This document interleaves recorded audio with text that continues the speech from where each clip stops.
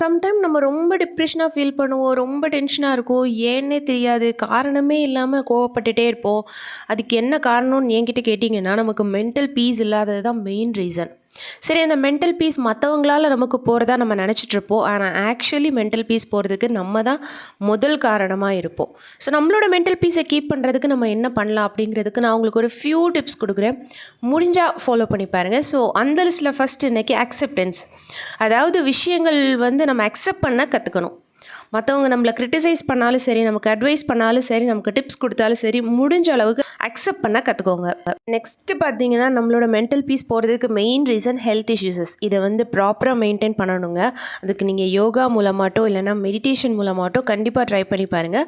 உங்களோட mental piece ரொம்ப கிளியராக இருக்கும். அண்ட் ஃபைனலாக பாசிட்டிவாக பேசிக்கிட்டே இருங்க. எப்போவுமே எல்லாருக்கிட்டேயுமே பாசிட்டிவாக ஹேண்டில் பண்ணுங்கள் முடிஞ்ச வரைக்கும். ஸோ ட்ரை பண்ணி பாருங்கள்.